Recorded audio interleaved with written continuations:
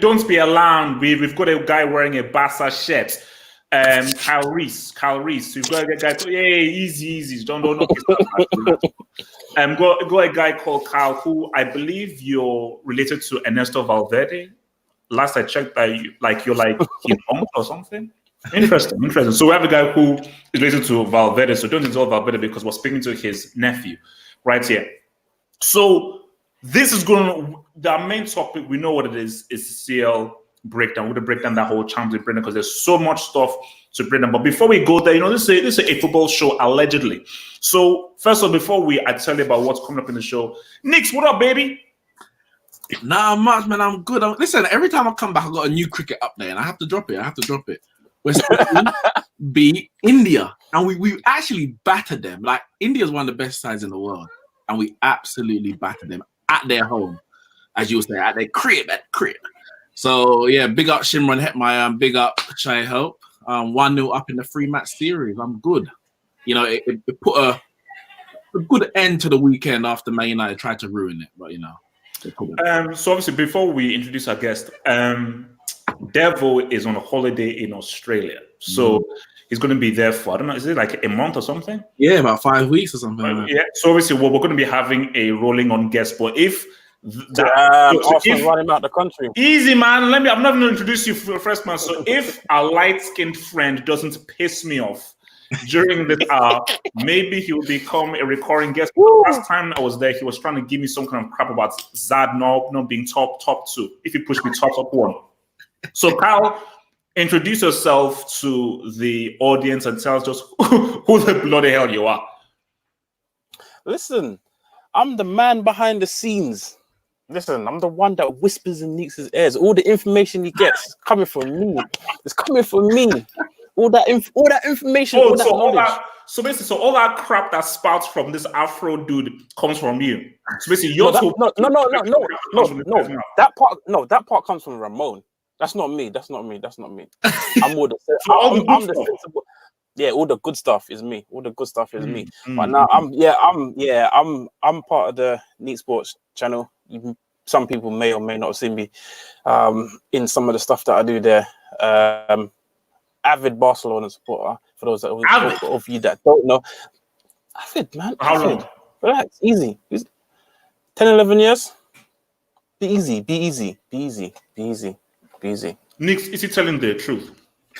I mean, you gotta take his word for it. I don't have any evidence, but once I have the evidence to prove otherwise, I'll present it to the Dugout. But until then, what can I say in it? What can I say? Guys, let's get into our show, man. So, as we do every single week, a tweet is out. Vote on the poll. The poll this week is: who do you think will go through between City and Real Madrid? That is the blockbuster game, of course. Who do you think will go through, Man City or Real Madrid? Pep. So, our main topic, of course, is going to be the Champions League and the Europa League draw as well. We all know the teams that United and Arsenal got. Knicks, don't sleep on those Blues. Don't sleep on Brugge, because my Niger boy is the striker for those guys. So trust me. Greenwood season, baby. Greenwood season. Tammy Brace at the Allianz. We'll get there. Relax. Let's go first into the EPL. So I need to be clear here, guys. This of course is let's expose things now. Before a little bit behind the scenes of Football Dugout. So before we do this, we come up with a timetable, or rather, the guy in the middle, he does the timetable. So this is the timetable that he does. Well, this is just me saving it. So he's very organized. See, this is what happens when you have an accountant as a guy on your team. He's very, very organized. So if there's any kind of dodgy things, blame him, because he comes up with a timetable. So Premier League preview. These are his words, not mine. KDB, best in the Premier League. Let me start first with this, and I'll give it to Nick and Carl. If you bully a child who is overweight and has freckles and glasses, should I respect you? If you're a small kid who beats the crap out of a massive, huge, big bully, should I respect you? The latter, of course. The former, no. You're just a bully picking on a poor child.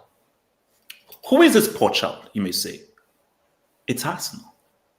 Arsenal is that freckled kid, overweight, on crutches. And KDB is that huge bully who is truly insecure. But because he's so insecure, he goes after and he bullies the freckled kid on crutches. So how can I respect KDB for surgically menstruating a team that's trash? So Nix, I'll come to you here. I'll tell you this game. Nix, let me land, man. Let me land. What the hell? Let me land. So Nix, based on this game, does this game do anything or further prove De Bruyne being the best in the Premier League? He's never played the World Cup final. Carry on. Neves Mane. No, this game alone does not tell me that he's the best. But when you add this game to the numerous other games that he's had, I would say this is not even the icing on the cake, because, like as you said, it's Arsenal. Like, if he didn't do what he did, I'll be disappointed because it's Arsenal. But the reality is, Liverpool and Man City over the last couple of seasons, or last season and this season, have been streets ahead of everyone else. So whoever they play, generally it's going to be bullying. You might get a derby here or a tough away game there, but generally whoever they play, it's going to be bullying. That's not his fault. Like, he can only just beat the person that's in front of him. But when he has the opportunity to destroy a team like Arsenal, he does it. And Man City actually took their foot off the gas after that. But what I'll say to you is that when, let's say, the likes of Hazard last season or Mane this season, when they do it against the small teams, because obviously we know, when we know when they come to Old Trafford, Ashley Young puts them in their back pocket, and the Herrera. It's been done, happens all the time. But when they do it in all the other games, you're the first one tweeting. No. Zad had European crown. Zad bowled in a European final. Has De Bruyne ever bowled in a European final? No. It's about as significant as the League Cup. Anyway, when they're doing that, you're like, oh, El Zad, my boy. So it doesn't matter who you're doing it against, as long as you're doing it. And De Bruyne just does it. And for me, the argument was a valid argument in some, in some cases when Hazard was there, in some cases. But outside of that, I have to go with De Bruyne. I'm not even saying that I know he had his injury last year, but since he's been at Man City, the man has been phenomenal, absolutely phenomenal. Kyle, would you agree that De Bruyne is the best in the Premier League and a Premier League merchant? I mean, he definitely has a shout to claim number one. I wouldn't put him down as the best in the Premier League. Who do you think is the best? Mainly because in terms of ability and his potential, and his, when you see him on the ball, you could say, oh, ability-wise and potential-wise, he is the best in the Premier League. But in terms of output and consistency, I'd have to give it to Mane. Like, Mane over the last 2-3 years, he's proved that he's been the best player. 3 years. Yeah, Nix, relax. Nix, let him talk, man. Let him land. It's been about my Niger boy. For me, it's between 3 players. It's between Mane, Kevin De Bruyne, and Van Dijk. But I'd give it to Mane. But and the other two have a shout. I would hear people's argument if they said Van Dijk or they said Kevin De Bruyne. But for me, Kevin De Bruyne, with his recent injuries over the last 2 seasons, that inconsistency of performances in terms of appearances doesn't give him number 1 spot for me. I have to give it to Mane. Week in, week out, all the time. Sadio Mane, man. How can you say the top 3, Mane, De Bruyne, and Van Dijk, and then you went on to say The last two. Wait. Kyle, can you reduce the resolution of your video? Because I think you're going out of sync because your resolution is too high. If you can, try and reduce the resolution of your video because you're slightly out of sync. In the last 2-3 years, if that's even possible.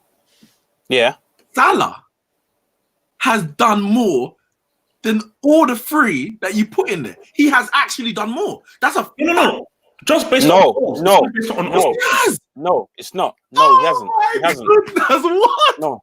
Don't mention that. Don't mention that doo-doo player around here, mate. What? Don't mention that guy around here, man. I Get that guy out, man. believe it. Don't mention that guy, man. Don't mention that guy, man. Salah has been Liverpool's best player since he came. No, No. easy. What? Van Dijk in Dijk. Yes. Mane in the last 18 months, yes. But Salah in the last 3 years, 34 goals one season, 20 Golden Boot last year. He scores him. Goal doesn't equate to you being the best player, man. What the hell? In the last 3 years, he has scored more goals than Mane, assisted more goals than Mane, and also scored in the bigger games than Mane. Look at his big game record. I've done it on this show already. His big game record, it surpasses Mane. So I'm not saying Salah's the best, but I'm just wondering how you missed him out of 3. I can't believe it. No, man. Get him out of here. I don't want to hear Salah. I don't want to hear Salah. Liverpool move on without Salah. They don't move on without Mane. Maybe they do, but they are where they are. Salah got them there. Mane was there before. El Dio is the heart. Mane was there before. No, Salah has his role. Salah has his role. El Dio and the Verge are the heart and soul of that team. Mane was there before Salah, and they were lucky to get top 4. Salah strolls in and blitzes the Premier League, said, look, boom, don't worry about what I did at Chelsea. Them Abramovich people there. This is the new Salah. And the man has been consistent. It's mad. Look at his consistent. Anyway. Okay, so look, let's move on. So a lot of managerial things to discuss and everything. So let's just first go to Arteta for Arsenal. Now, let me say this right now. So the rumor is that Mikel Arteta is in talks with taking over the Arsenal role. 2 things. First thing, the quicker Frederick is relieved of his position, the better. I don't mean to be rude. You know how they say don't judge a book by its cover? That's what I'm going to do right now. Whenever they put the camera on Ljungberg and Mertesacker on the bench, they look like Tweedledee and Tweedledum. They look like 2 stupid people. I don't mean no disrespect to Ljungberg's family or Mertesacker's family. They just look stupid whenever I see them because you see Ljungberg like this. Bruh, I'm sorry. Like, perception is key. Once you're doing that, I'm sorry. Like, I can't take you seriously as a manager. Now, I tweeted out that why are you going for Arteta? So you're assuming that Arteta has a major role in what Man City are doing?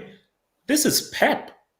Pep has been doing this effective passing football at Barcelona, at Bayern Munich, because some guys said, oh, no, Arteta is the real brains behind what City are doing. I'm like, no, because record has proven that Pep has had the same kind of profound effect at Bayern and at Barcelona.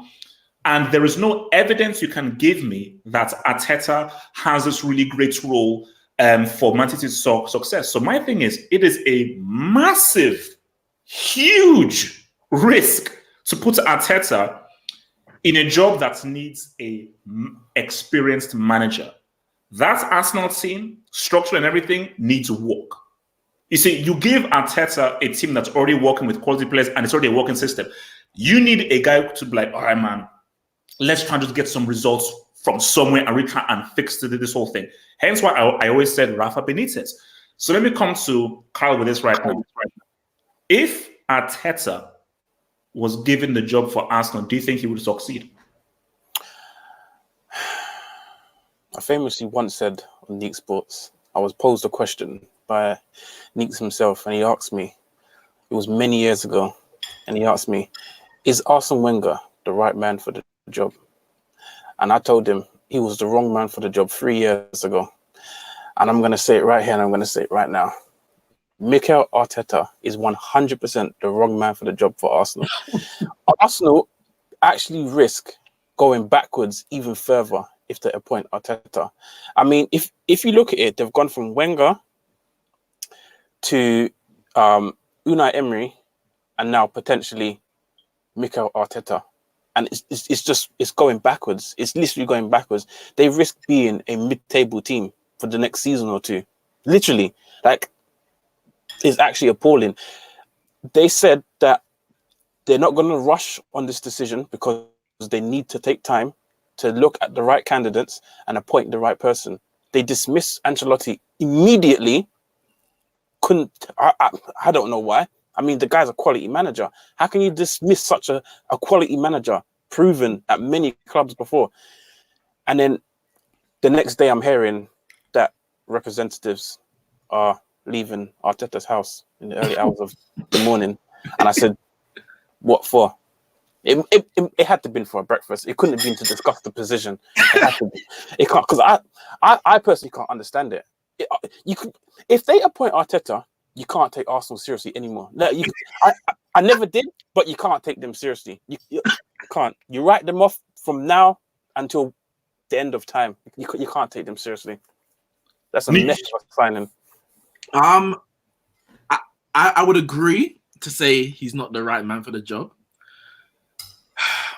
I think someone in the comments mentioned, he said that the problem. Oh, it's Erhan. He said the problems at Arsenal are a bit exaggerated.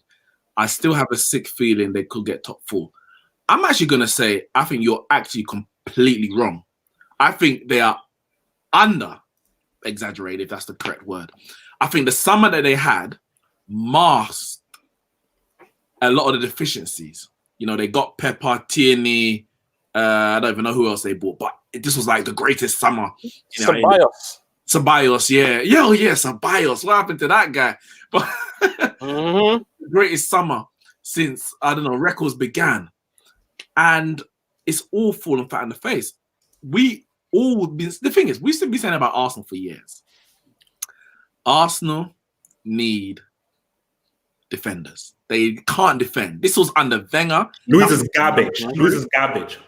And nothing has changed. They went from Sigan Senderos and Giroud to Callum Chambers, Papastopoulos. You know, his friends call him Socrates. Mr. Mustafi, mate. Mustafi and David Luiz. It has not got any better. And the question is, what record does Arteta have to suggest or prove that he's the man to really build Arsenal from the back going forward? There's so many deficiencies from the back and the midfield. They've got Aubameyang. And that's about it. Guendouzi's eye. You can't. He's 18 years old. He hasn't even proved it over a whole season, like what his quality is. Right now, he's getting a bit of stick for kind of the rashness, not being disciplined in certain positions, etc. You're gonna get that from an 18-year-old. I'm bashing the youth, but the squad lacks a lot of quality. Is Arteta the right man? There's nothing to suggest that he is. I'm not saying that he may prove us all wrong. You know, Pep was in the Barcelona B, which at least he managed, but he was in the Barcelona B, went to the Barcelona team, but that Barcelona team was star-studded, or at least has star-studded ability, talent that he nurtured, etc., etc. Arteta isn't even an Arsenal legend. So even from that aspect, you know, Lampard's gone to Chelsea, Solskjaer's at Man United. I'm not understanding the reasoning for getting Arteta. On top of that, and finally, they actually interviewed Arteta a couple of years ago I say a couple of years ago. Is it last year? Last year. Yeah, just before Emery got the job. They interviewed him and they chose Emery over him. What's changed? Well, because Man City won another title. Now he's the right man for the job. Or did he have an issue with Ramsey? And now that they got rid of Ramsey, now he can... I don't know. Like, what has changed between last year and this year? And actually, I'm finally on that. I'm going to drop it here on the football dugout because YouTube is being a bit of a bell end when it comes to Nick Sports. They yes, on strike, so we've been off for a week. So wait, why? We're appealing it anyway. We're appealing it, but I think it's absolutely rubbish. Anyway, it's from a video from years ago. So I haven't even dropped this. So I'm gonna drop it on the football dugout. So I've heard actually that Mourinho was Arsenal's first choice. I think we know that they wanted him, but he was their first choice. But what it looks like, actually, he was their only choice.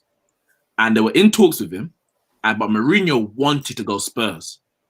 So soon as Jorge Mendes, his agent, heard that he was, once he was in talks with Arsenal, he informed Spurs, Daniel Levy, and said, Mourinho's going to go Arsenal. If you don't get rid of Pochettino now, you're going to lose out on him. And they sacked him and got Mourinho in within 24 hours. When that happened, Arsenal didn't know what to turn. That's why they've had Freddie and no one else seems to be kind of on the books. So much so that it's Freddie who's come out and said, you don't need to sort this out. And that's why the Arteta things happen. So it's somewhat of a bit of a panic because they know Ljungberg ain't the right man and they lost their first choice. So, yeah, I don't know for Arsenal. They're going to be in some problems, especially this season, if not going further than that. All right. So, just rounding off our interest before we get to the main topic. So, this whole Moise Kean thing now. So, now, this is what I believe happened. So, Everton against United. He brings on, so Duncan Ferguson brings on Moise Kean in the second half. Mm-hmm. And then he plays what? 12 minutes, 15 minutes? 18 minutes. 18 minutes, and then he then brings him off. Now, here's my thing. Because people will point like, oh no, that's rude. How do you not do that, blah, blah. My thing is, I just view that as a managerial decision. Because if you look at the game, we're like, maybe I actually screwed up bringing on a striker. Let me just bring in another midfielder, because that's the key thing. Who did he bring on for Moise Kean? Was it a midfielder or a defender? Oumar Niasse, a forward. Mm-hmm. You say, want to retract that statement? Not entirely. Okay. Because my thing about it, because again, it's like I didn't see what those 8 minutes of Moise Kean was. If he brought him on, and for some reason, tactically, he just wasn't really working out, and he saw that, you know what, because again, like that, you have to put Duncan Ferguson at fault to make a decision like that. Know that you messed up, and you're like, oh, I messed up with that decision, and because before you make a sub, you're talking to your assistant, you're talking about everything, you're looking at spreadsheets, you're looking at everything until you're double, triple, quadruple sure that tactically the person you bring on works, because you would hardly ever see somebody bring on someone like, oh, I made a mistake, let me go cock him off. So because see, now you say that he brought on another forward, it's like, no, that's a massive mistake to make, which is great. So I don't know whether people can say, oh, is this racial or something like this? I just view it as Ferguson. Maybe that's why they're bringing in Carlo Ancelotti, because you're just a passion merchant, so Nick, how do you then do this whole Moise Kean thing? See, my biggest issue is not that he brought him off, because, as you said, you can put it down to a tactical decision. He brought him on, realized that's not actually the person I want. Maybe Oumar Niasse has got more legs. He's quicker than Moise Kean. Wait. Just very quickly. Someone in the live chat is saying that he did it for time wasting. Yeah, I'm gonna get there. So you might say, yes, he's gonna offer something different. But you're in the 88th minute. You brought him on for Bernard already, who's one of the forwards, but a winger more than a striker. From where I was looking, but obviously as a Man United fan, where I was looking, he wasn't doing a bad job. For me, it didn't look like he was struggling at all. Obviously, Ferguson has a different view to me. He may well have been struggling. I may have misread the whole situation. To say you're doing it to waste time is nonsense, because you've got Richarlison on the pitch, who's played and ran his legs out for 89 minutes, 90 minutes. You've got Dominic Calvert-Lewin, who I wouldn't have taken off, who had a very good performance. I didn't actually realize. I'm not saying he's a great number 9, but I didn't realize he was as good as he actually was. Like he's a presence. Like I just thought it was quick, but he's actually a presence. So I wouldn't necessarily take him off. But you've got players on the pitch, as I said, Richarlison, for example, who has been playing 90 minutes. So if you want more fresh legs and you want to waste time, you could have brought off Iwobi. You could have brought off anyone. But to take off the person that you took off raises questions. But my biggest issue was that Moise Kean looked so bemused when he was coming off. Like, really? Me? He didn't make a big scene. It was like he was still on his face, bemused. He's walking off the pitch. He walks off the pitch. Duncan Ferguson completely ignores him. That for me is the issue. Because if you know you made an error, you put your hand around the guy. Listen, we'll speak about it in the dressing room. Nothing to do with you. Go and sit down. You say, listen, you weren't doing good enough, but we'll speak about it later. You say something. He didn't even give him eye contact. For me, and then to say it's not personal, for me, your actions proved it was personal. Because if it wasn't personal, you would have at least pat him on the back. Well done for the 18 minutes that you tried. He was so dejected that he wasn't injured. He just walked straight down the tunnel. I felt so sorry for him. And you know another reason why I felt so sorry for him? If you remember when he came to the Premier League, Graham Souness, and he's notorious for these quotes, he labelled him as the only reason Juve will get rid of him without a buyback clause, and they actually do have they do have some kind of clause in there, but without a buyback clause, these are his words. He must have an attitude problem or something. That's the only reason. He was subject to racial abuse in Italy last year. He's been subjected to humiliation out there in Old Trafford, live on TV. I felt 19 years old. I felt so sorry for him. I'm not gonna lie. Like at that point, I wasn't even thinking about the match. I thought, how dare you? How dare you treat someone like that? That's what I was thinking. Kyle? I mean, some of the points Steve mentioned, I'd agree with. Some of them, not so. I mean, no one will really know why I'm talking about. I heard some people say that they saw Duncan shouting on the touchline at Moise, telling him to get back and track back and, help the team. Because I think at the end of the game, Everton had like 8 shots in total. Man United had like 20 plus. So some were saying that Everton were under the cosh a bit, and he brought on Moise to track back and help the team. Track back his players and help make tackles, or at least interceptions, or just help win the ball over. And he was shouting instructions over at Moise, and Moise wasn't listening, and he was walking back. He was just walking back into position, walking back to help the team, and he just decided that he had enough and decided to hook him off. And then what came after the whole ignoring Moise when he walked off the pitch, I agree, that is completely unacceptable.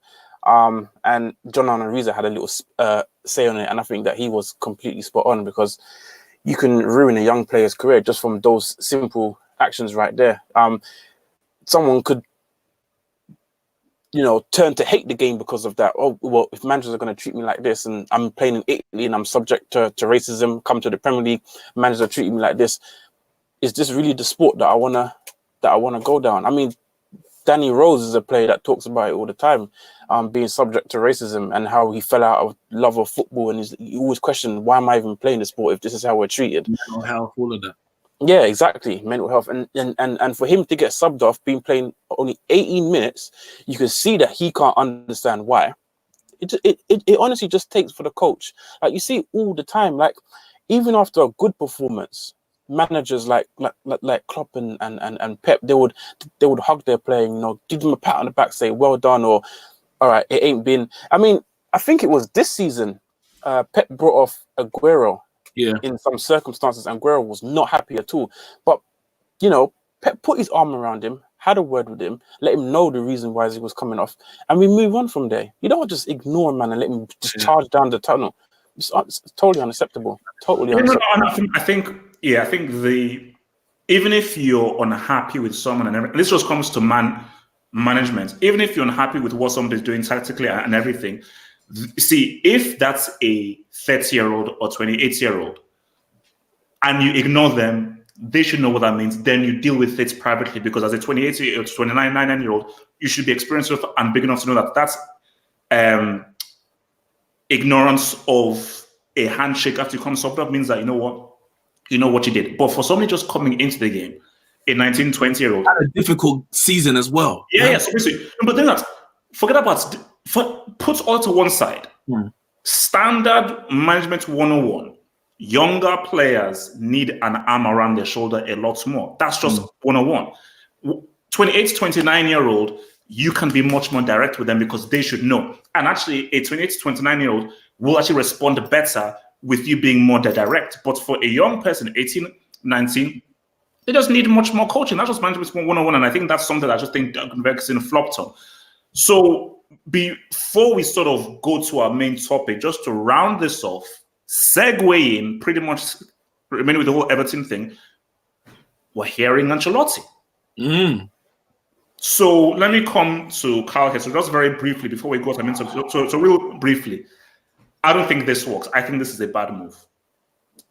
Kyle, Ancelotti and Everton. Whoa, I'm the opposite there, bro. I mean, if they actually land Ancelotti, that is actually a stroke of genius from Everton. They've got a gem there. I mean, they should literally offer the man a 15-year contract and hope he sees it out. Like, if they get him and keep their current squad and are able to build on it, if Ancelotti, because what you have to realize in the footballing world, a manager's figure, a manager's presence means a lot, not just to the players that are at the club, but to players that aren't at the club. So for example, for example, Jose Mourinho being at Spurs may have opened the door for certain players to join Spurs that would have never joined because Pochettino was there. Because Mourinho was there, he may be able to get that extra step of elite players that Spurs were unable to capture before because Pochettino's there. Mourinho has a certain persona about him. He has a reputation. It's the same with Ancelotti. He has a certain reputation. So if everything keep their players, and with Ancelotti's, reputation, he could bring in quality players that will help progress Everton. Within 3-4 years, if he's still there, I guarantee you, within 3-4 years, Everton will be fighting for top 4. I promise you. 3-4 years, Everton will be fighting for top 4. A dear friend, Nick. It's a tough one. I feel he didn't give a full argument in terms of HH, but I'm a bit 50-50. I understand Carl's points 100%. When it comes to recruiting players, a name like Ancelotti, it can't do any harm unless a player who you want has fallen out of him in the past. But Robin, Barney, Nick. My only issue is that will it become a Pellegrini at West Ham? The club think they are bigger than they are, so their aspirations are too extortionate. They're too big. Bad fits, and they're gonna keep going down this, going down this super manager or fancy manager route. Koeman, Marco Silva, Carlo Ancelotti, and really and truly, you're a big Sam and you're a David Moyes, and that's what you are. And if you're gonna get into the top 7 and push for a top 4, you're gonna have to do it playing the big Sam way and the David Moyes way. Wait, a quick counter. Wolves. Well, okay, Wolves. They're doing, but they haven't broken into the top 4, and they're probably not going to break into the top 4. Well, they're knocking. They're strongly knocking on the door. They're strongly knocking on the door, and they play some great football. The difference with Wolves, and it's similar to, and I was similar to Bournemouth, similar to Stoke, similar to Burnley. Their expectations were not, we need to be in the top 4.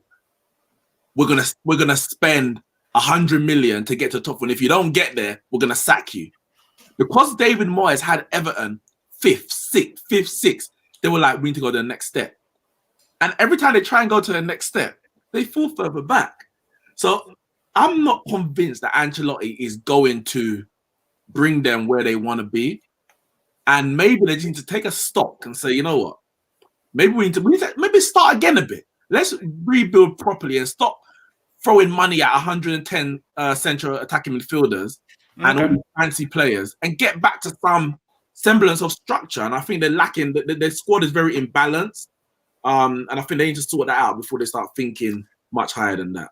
So before we go to our main topic, let's just do. So this is super chat. Thank you, super chat from Mr. Armchair Critic. Thank you. Question for all three: who's better, Verratti or KDB? Without a shadow of a flipping doubt, Marco Verratti is KDB's biological and foster and surrogate father. Sorry, how let me land. Right, play this. Easy, Ninks, let the man talk. Chill. KDB is a system merchant. He's a slave to the system. Marco Verratti, for the last 5 years, has been the most naturally skilled central midfielder in the world. Marco Verratti is categorically, in every shape or form, he's a better shooter, better passer, better dribbler, better ball control, better tackler, better footballing brain, better technique than KDB. KDB is a slave to the system. Put KDB by himself as an individual cannot really rise up. Put Verratti in any system, any team, he will ball all the way down. Hey, you're a hypocrite. Wait, Nick, 1 second. I need to ask you a question. Where's the eject have hope button here? I can't find it. I can't find it. Relax, chill.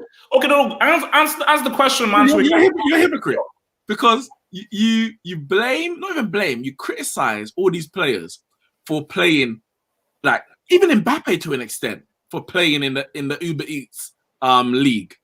You complain and you complain and Verratti hasn't stepped out the Uber Eats league. Doesn't matter. Doesn't matter. What? Guys, anybody that understands football, Verratti is far superior to KDB. So anything you say is your opinion. Anything you say is your opinion. I'm giving you a fact. He's better. I will never, ever accept KDB is in the same stratosphere as Verratti. Verratti has been the best midfielder for the last 5 years. Let's go to the Champions League, man. Right. Thank you. At least we are agreed there. So what? We're agreed. Kyle, relax, baby, relax. We're agreed, man. You're agreed, man. Let's chill. We're all agreed, man. Chill, man. Let me live, man. All right, guys, let's ride. Where's this whole Champions League thing, man? Okay, I'm trying to. Let me pull up. You see, that's the thing about this bloody. Okay, where's the news? So football. Is that okay? Let me go to UEFA.com. Go to NickSports.com, man. So what's that? Go to Nick Sports. Why? As in the Nick Sports website. Yeah, okay, here we go. Champions League. While you check that, I just want to say quickly, I'm pretty sure that these fans watching, they know you inside out have hope, and they ask you questions to hear you spout out this nonsense deliberately. They love me. They love me. They want to have a laugh. Look, the guys. I give them the truth. Kyle, these guys who've been subbing to me, they ask them. They're like, bro, man, the kind of truth this HH spout. Look at the guy's name. The amount of messages, the messages I receive of like HH changed my life based on the kind of science he spits. I told you, don't question me. Just listen. You introduce questioning to their life. Listen, have hope. Listen to me. The guy's name's Armchair Critic. The guy sat in his armchair having a good old laugh, hearing you spout. He's like, no. Trust me. I told you. I've been spouting all through YouTube. No offense to anybody. All through YouTube. HH is that dude. I gave you the truth. I said, look at my hat. You see, only a guy who is swagged up puts his hat like this. I told you. This is called the real HH, man. Let's write CL draw. This is CL draw, man. Guys, let me say this right now. This draw is bloody amazing. This draw is amazing. Because do you know why this draw is so good? Kyle, do you know why this draw is so good? Because Nick knows. Kyle, do you know why this draw is so good? Kyle, guess. Because it has Barcelona's name all over the trophy.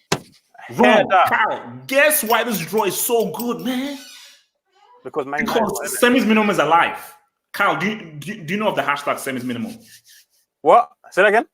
Kyle, do you know of the hashtag called Semi's minimum? No. Let me explain. Why isn't he shaking his head? Am I going to hear more nonsense about? Yeah. At the beginning of the season, at the beginning of the season, I had a vision, and my vision was Chelsea are getting to the semis of the Champions League. And Carl, relax. Let me land. Chill. I ain't even said none. Carl, let me land. Please, let me land. I'm begging you, please. That was my vision. Semis minimum. And Carl, do you know why semis minimum is still alive? See, if Chelsea got PSG, if Chelsea got to your boys Barcelona, Kyle,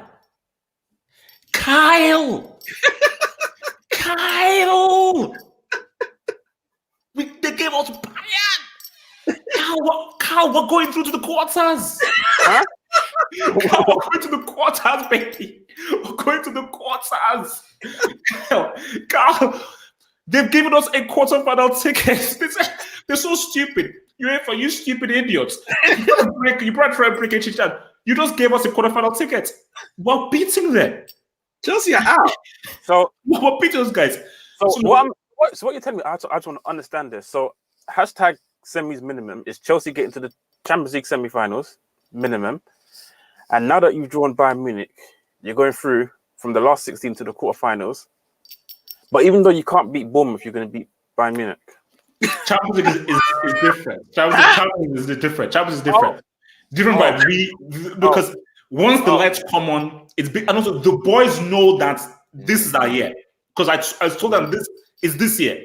Let's take the super chat and then we'll go and so Gatlock, thank you for the super chats. HH accuses Kaka for 3-3 in 2005, but Verratti 6-1 2017. Gatlock, let me respond to you right now there. That wasn't Verratti's fault. Whoa.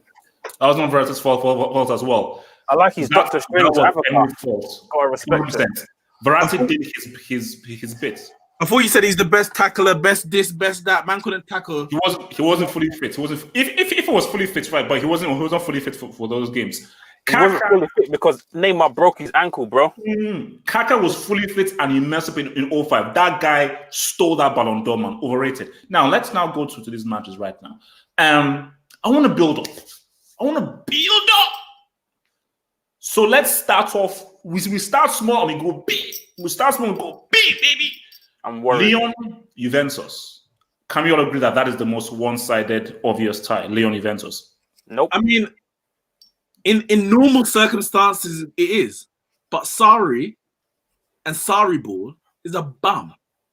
And if they put up a performance like they did against Sassuolo, whatever it was the other week, then it's not a given. However, Memphis Depay is out for the season, so you got to give it to Juve. Even if it was there, so you think Cristiano is going to go out to Lyon? I'm just saying, Sarri. You listen. All things are possible through Sarri, who weakened them. I mean, last season he went out to Frankie de Jong. Hey, well, I mean, it doesn't matter who you play, bro. It's Champions League football.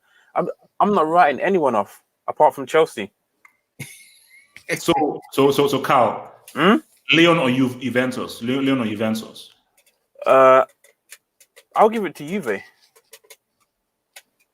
Good, because anybody that says Lyon, you're smoking crack. Now, do you know why we got do you know why we had so many good matches? Because of Atalanta Valencia. That draw opened it all up to us having really good matches, because if those guys were really paired off with top teams, then we would have had maybe like 12. But that pairing meant, so basically, what a big team is hoping is that someone wants the winner of this game in the quarters. Because whoever gets this team in the quarters, you pretty much should have a semi-final berth. So, Leon. Kyle, Atalanta Valencia, who are you taking? Oh, 100% Valencia. I've got no doubt about it. Valencia, 100%. I've seen how they've been playing in the Liga this season. They got it, man. They got it. Where are Atalanta in Serie A these days? Aren't they third or fourth or something? I think they are. Wait. Let me. I think they're in the top four. Serie A table. They are. Oh Lord! Wow. Snap. They are. Yeah, they're sixth. I would have backed Valencia anyway. Just even based on the Champions League, the way they play the champ, like this Valencia team is much better than last season's Valencia team. Now, I don't follow them, so I'm not sure exactly what's changed. Maybe someone can inform me. But like the team we played in the Champions League, or was it Champions League we played last season? Yeah, Champions League. And the team, I think it was Arsenal. It was Arsenal who played them in the Europa League when they dropped out. They were terrible. They were so bad. But this team's much better. And you know what it was? I think they must have got rid of Mickey Batshuayi, sent him back to Chelsea, and now they're actually good again. Yeah, it must be that. Valencia.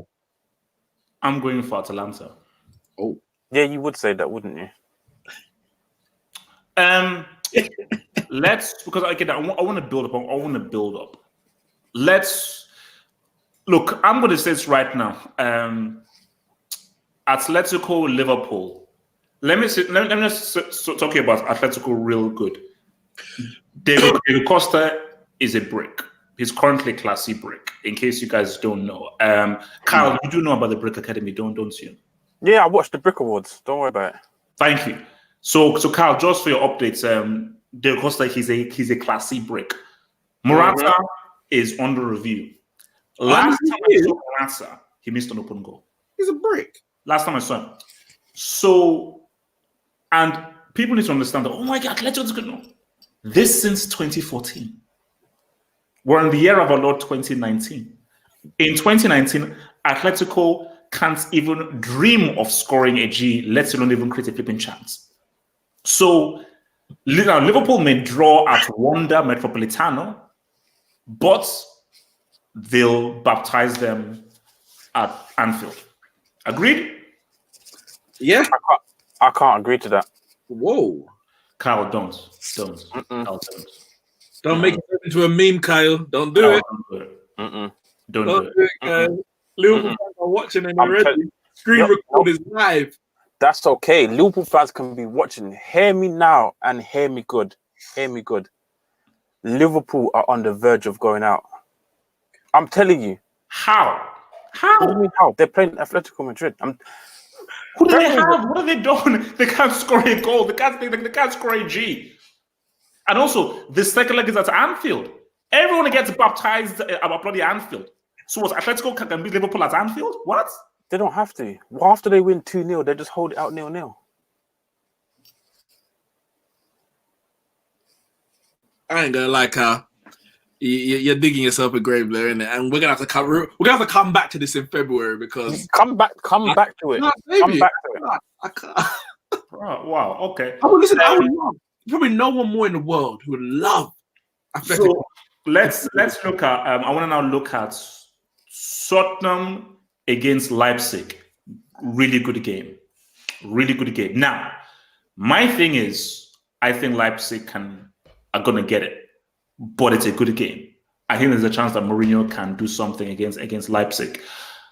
But I just think that as long as Leipzig keep a hold of Timo Werner in January, I think that they should be able to shoot them off over 2 legs. So what you guys said, I'm saying Leipzig for this. Leipzig. I'm going Spurs. Although Tottenham are not ready this season for a CL run. I'm going Spurs because we have to remember, obviously, that the game isn't tomorrow, innit?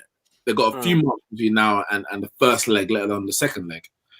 And Mourinho, you would hope, has implemented a few more things, especially defensively, for Spurs, and if possible, he would have bought a player, possibly 2 max, in January. So Spurs could be stronger than they are right now, and I think without, if the game was tomorrow, I'll say 50-50. In 4 months' time, I'm not going to back against Mourinho. I'm going with Tottenham Hotspurs. I can't see anything else. I think Mourinho. Are you guys like anti-German or something? Leipzig are good. Oh, good. When we get to the other game, you know how pro-German I am. Now, before we go, I think this might be directed at Kyle. So super chat here from David King. Corner taken quickly. He's hurt.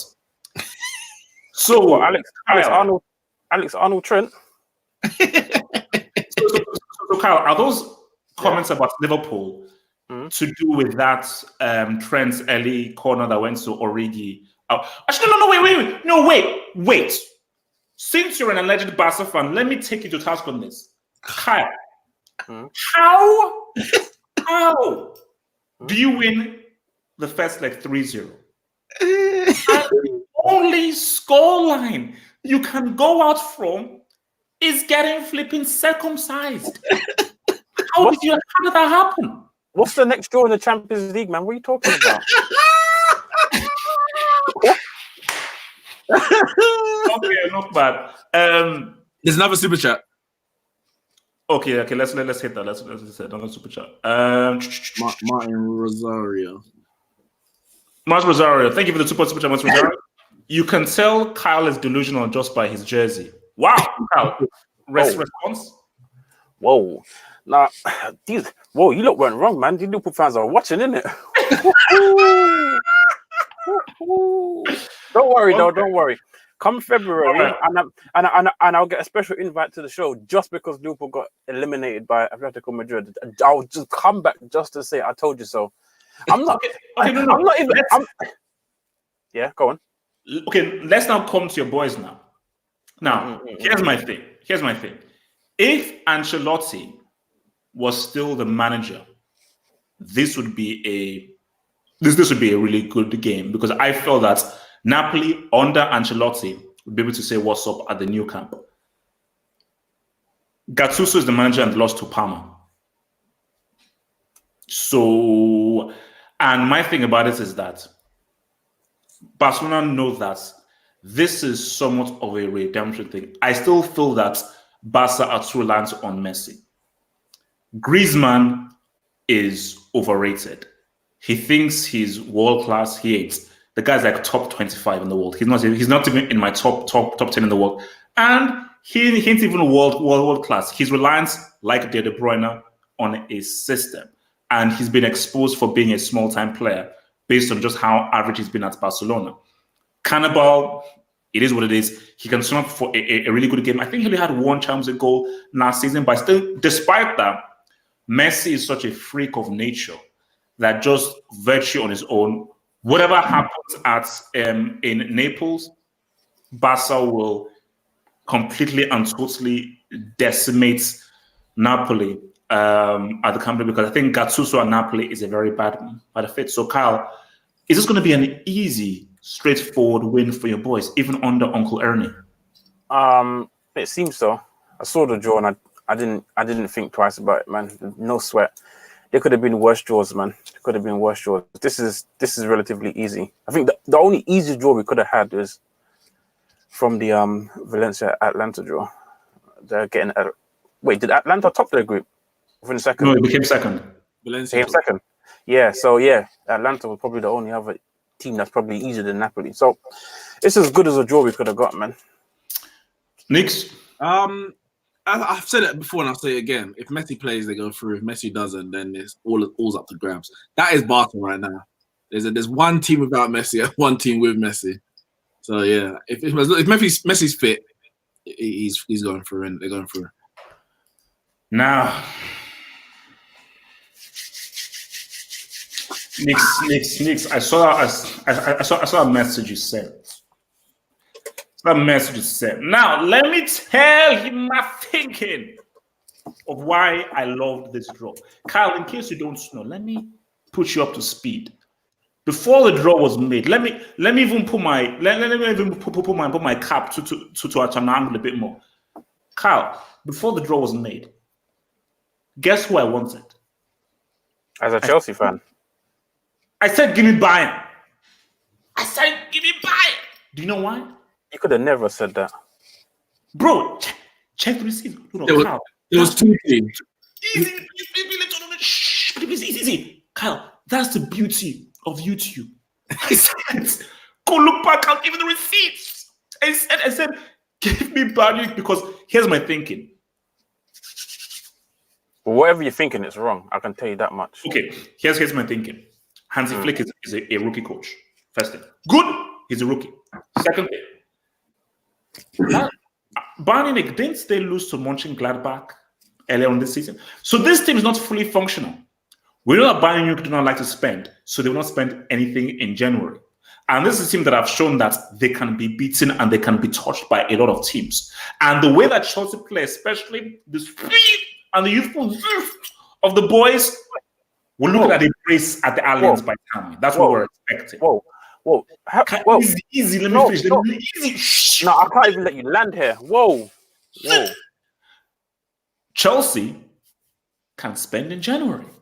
So if Chelsea gets Mane, Robertson, or Mbappe in January, they're all cup tied, yes. Then how the hell are they going to stop a front line of Tammy, Mbappe, Mane, and flipping Robertson on the left? How are you going to stop that? So because we can re-up in January, bro, it's going to be sweet. So I am fully confident in a quarterfinal ticket. Talk, man. First of all, you're contradicting yourself because you said their coach is a rookie coach, but so is Lampard. Lampard is a rookie coach. So you got something in common. And you're saying they lost to Mönchengladbach. You lost to Bournemouth. You lost to Bournemouth, and you can be beaten because you've been beaten a number of times this season. So you're saying that they've got vulnerabilities. Chelsea have more. The team is trash. That Chelsea team is awful. Lewandowski is going to tear them a new one.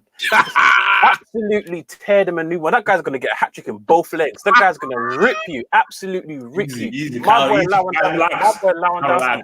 And then you're telling me, spending in January, Mane, Mbappe, they'll be cup tied. Even if you got the written up. Even if you got the this guy onto the way. Who is this dude, man? What the hell? What rudeness is this, man? I'm the righteous one. Listen, they will be cup tied. So no matter who you buy, if you think they're good enough to beat Bayern Munich, they're not playing in January. Well, in February when the match is. So you have no hope. You have no hope. No. The cup tied thing is that. Have hope. Has no hope. Even if you sale, you can still play. So if we were to get a Mane or Mbappe in January, we can still play them. That whole cup tie thing in the judges' role, man. Kyle, why are they doing Chelsea? Tell me. All figured out, baby.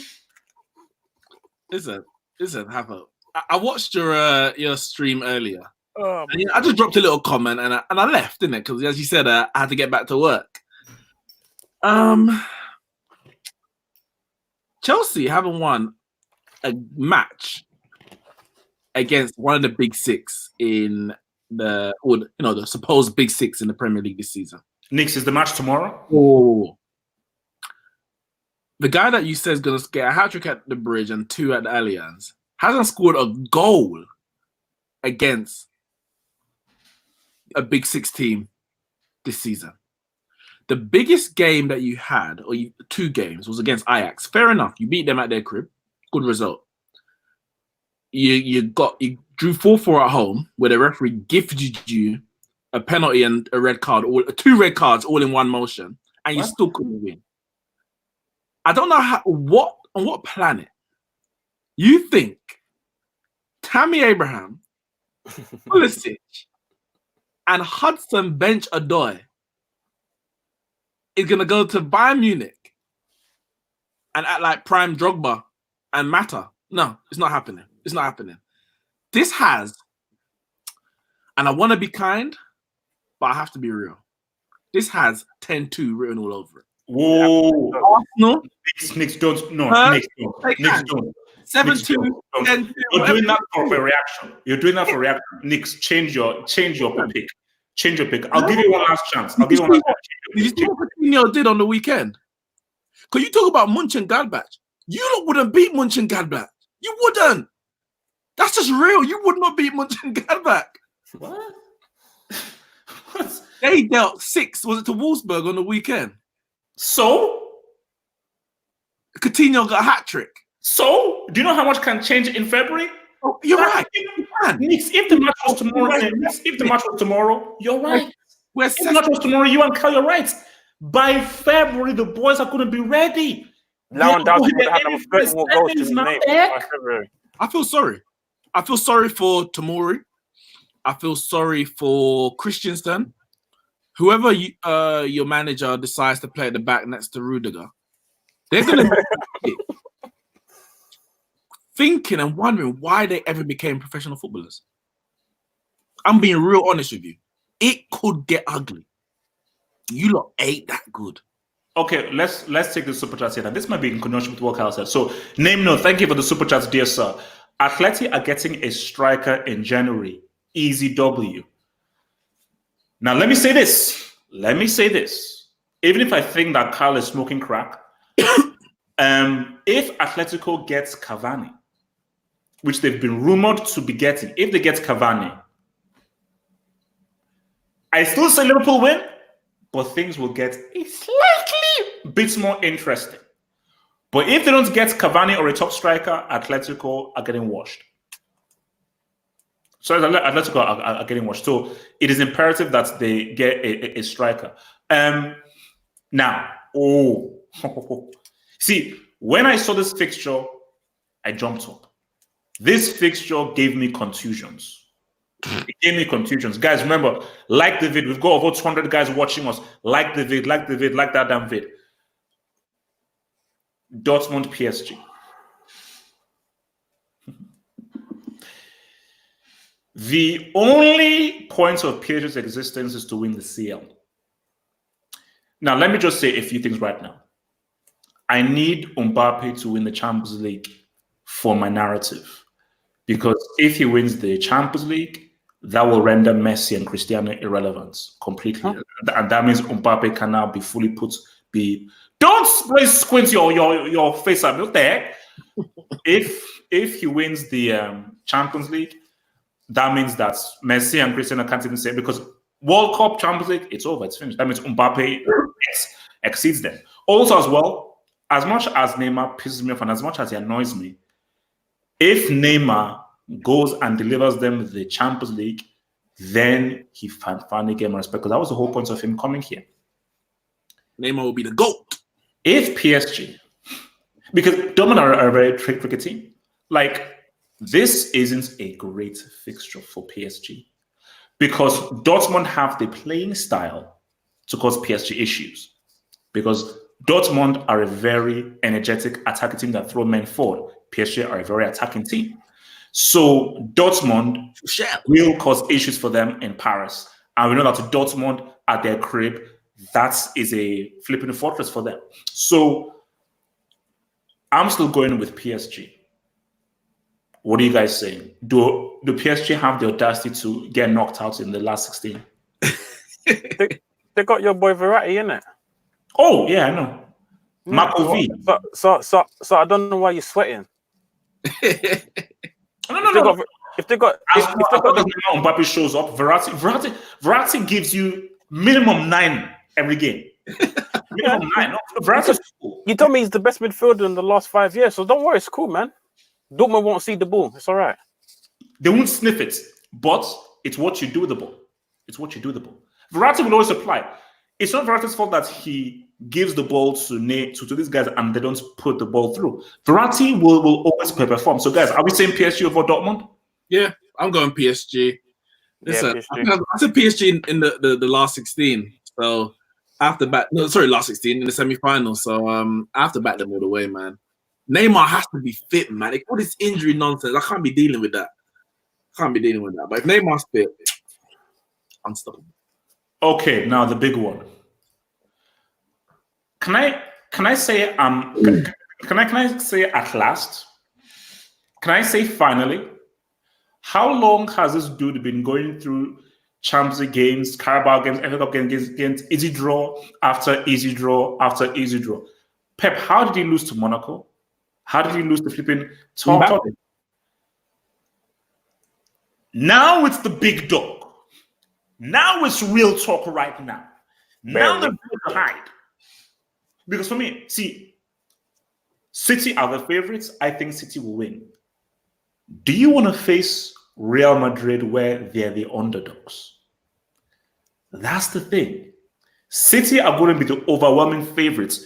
Do you really want to face Zap where they are the underdogs. So my thing is, City will win because I believe that Real Madrid are not ready yet for the Champions League. It's obvious right now because I never even put Real Madrid anywhere near. So I think that City will win, but we know Pep's record in the Champions League has been very iffy. So what are you guys saying? I'm saying Man City. I'm saying Man City. I mean, I have Man City down to win the Champions League outright. So I've got to back them no matter who they play. No matter who they play, I have to back Man City. So you think City are going to win the whole thing? Yeah, personally, I think the only team that will stop them is PSG. Personally, but because it's February, right, and it's a long ways away, and by February they could have Sane and Laporte back. A number of their injuries, Mendy may be in full flow come February, full flow. I mean, he's not injured currently. He's been playing a few games. He was playing against Arsenal, kept a clean sheet. Just want to put that out there, Neeks. The great Mendy, he's back. Man. No way. So come February, they could potentially have their whole squad back, and I think Man City with a full squad, they will win the Champions League. 100% they'll beat Real Madrid. Like Real Madrid this season, like every time Barcelona have dropped points and they've had an opportunity to play the later fixture and go top of the table, they've crumbled. They've absolutely buckled under the pressure. They've failed to win. They're not that good. I mean, albeit neither are Barcelona, but they're not that good. Man City, Pep will make light work of them. I genuinely think they'll make light work of them. I'm saying like in 4-1 by the end of the second leg, 4-1. It will be comfortable. It will be comfortable. No, it could, because I'm not sold on Real Madrid at all. Honestly,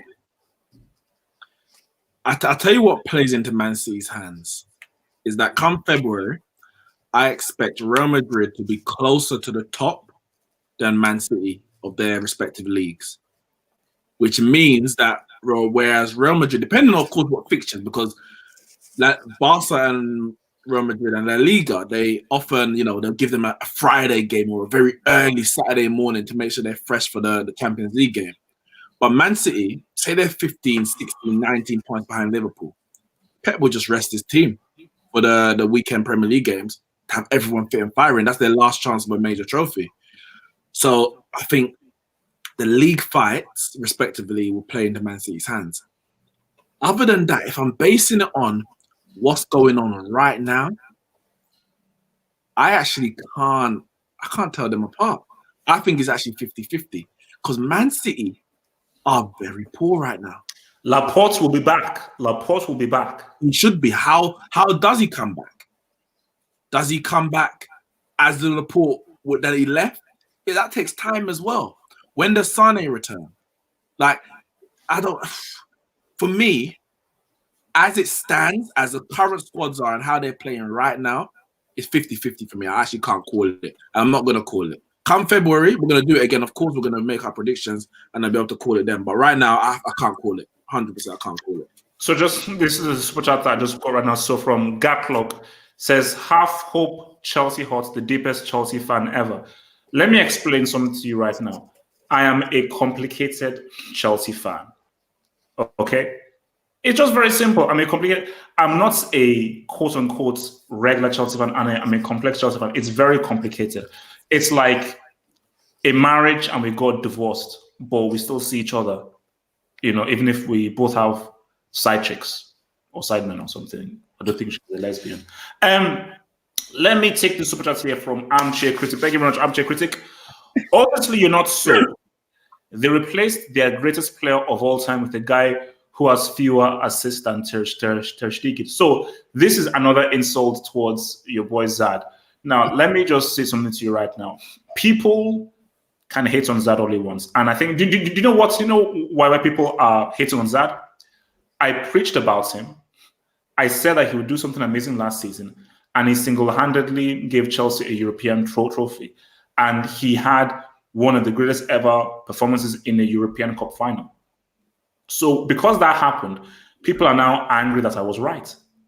Guys, don't be angry I was right. Thank you, footy truck. Europa, not European Cup final. How dare you? Is a Europa League a European Cup? It's played in Europe, isn't it? It's Europa League. Second rate comp. He won a European Cup. Give him his props. He led Chelsea to European Cup thingy, and he balled in the European Cup final. Therefore, he's top 3. He's top 3. He's top 3. Okay, because Zad balls for Belgium, Zad balls for Chelsea. Does Messi ball for Argentina? No. Cristiano is a flipping limited merchant. Hazard isn't even top 3 players called Hazard. What? Hazard is top 3? Of course, he's not even top 3 players called. No.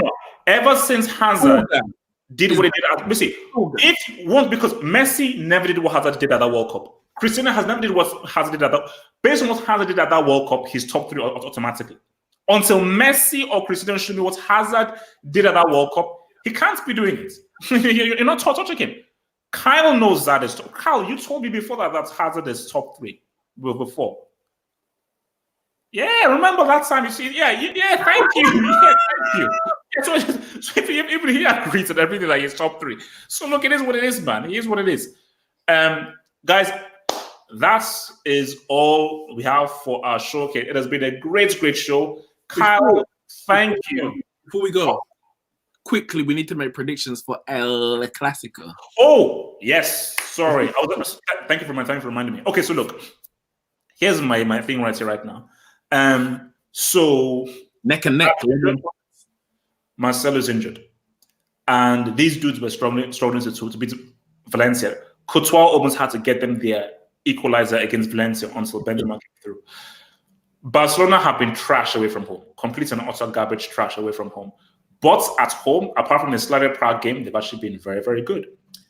Interesting stat that someone gave to me: Zidane has never lost at the Nou Camp.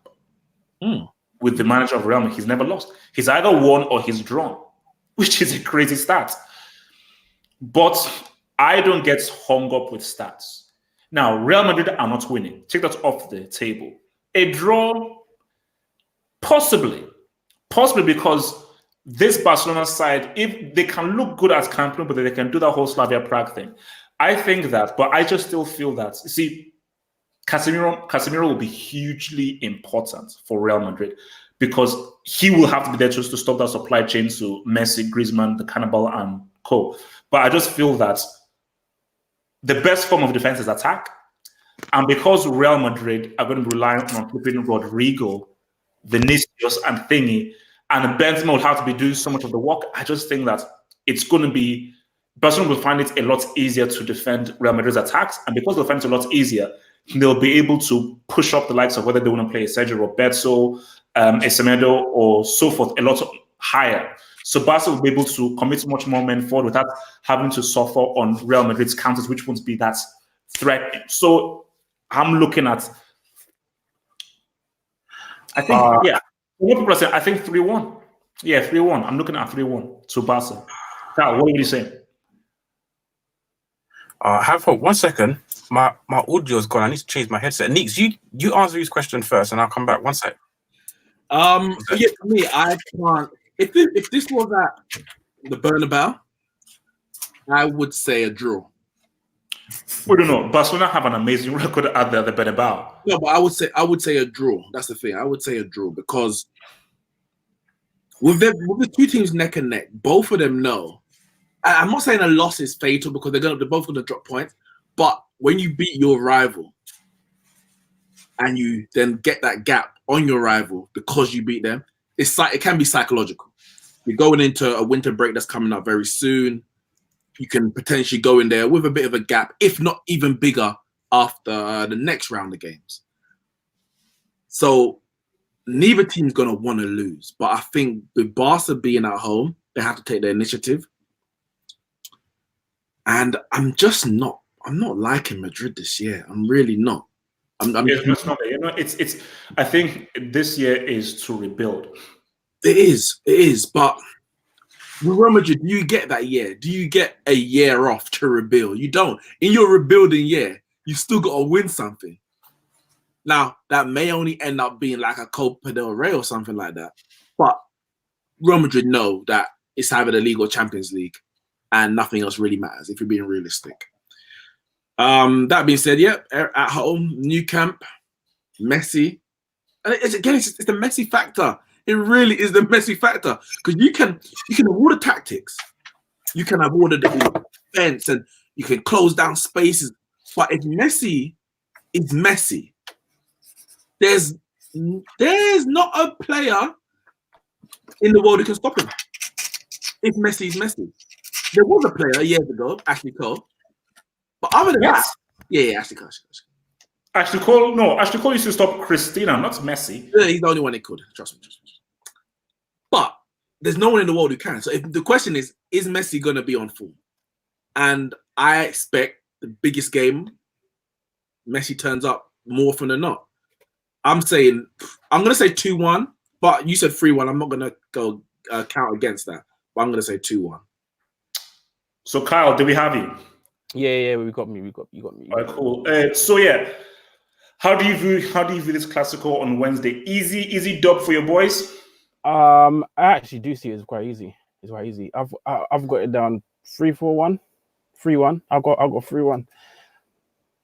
I mean, Real Madrid away from home, they're not really offering much at the moment. They're not offering much at all. And like you said, Barcelona at home have actually been good. And they've beaten some decent teams. I mean, look at how highly you're speaking of Dortmund against PSG, and we dispatched of Dortmund in the groups. So I can't see. I'm trying to analyze it and see every possible scenario, and I can't see how Real Madrid get anything out of this. I can't see how they get anything out of this. The key thing is without Hazard or Marcelo. Even with Hazard's doo-doo. That's trash, man. Forget him. He raised him from your memories. Let's be real. This was Hazard's coming out party. This was where Hazard would show that he has surpassed Messi. That was what this game was supposed to show, that he comes. What? Let me land. The narrative was Hazard is building up. He obviously loses the weight because he had a bit of a beer belly. El Clasico, he has a man of the match performance, 2 assists, 1 goal, and then Messi says, you know what, this is the new kid ready to take over my throne. This was the game in which Hazard finally put himself as the best player in the world. That was what was going to happen, but the injury happened. So Barcelona are like, thank the Lord Zad isn't there. Because trust me, if Zad was playing, I'm like 3-0. Easy 3-0. The man is not an all season. No. Zad on form is unstoppable. The man had one half. No, you see, when Zad is on form, he is unstoppable. He's unstoppable. Zad on form. Even Messi, remember, Messi still reliant on players around him. Zad can engineer everything by himself. Messi. What? Messi can rely on anyone. Wait. Let me ask guys. Has Messi ever had a World Cup performance like Zad in 2018 World Cup? Ever? Iran. When you say a World Cup, when you say a World Cup, so this they said is better than Hazard. Has never ever performed like Hazard has in a knockout stage of a World Cup. If Higuain wasn't a bottle job and what you Higuain didn't do? If he get with the if only you get that score. Oh my gosh! If only you get it. Zad produced one of the best performances for a losing team I've ever seen. What Zad did in that World Cup, it changed me. I've never seen Messi do what Zad did in that World Cup semi-final. I've never seen him do that. I have. They both lost. Narrative must stop. I have. They both lost. I have. Both lost. Both never won a World Cup. Now, guys, it has been swell. It's been good. Kyle, Kyle, you are welcome here. Actually, no. You actually do have to be here because we need an extra dude. So, Kyle, you have to be here next week. So you have to. So next week I wear my Arsenal top. with Arteta at the back. So look, and then, man. the week after that, I wear my Man United one. Wow. Guys, it's been swell. It's been good. I now have to go and now re-record Talking Tactics, the podcast right now. So my money thing is crazy. But remember, guys, to like the vid. Remember to follow. Wait, Kyle, are you on Twitter? No. What? How do you live? No Twitter, no Instagram, no none of that, bro. Oh, you're one of those real guys. One of those old school guys. Like, yeah, I don't need that online thing. Come and see me face to face in the streets. Basically, you meet guys in the streets rather than online, man. So that's No, how you. it's so no one can. It's so no one can quote me.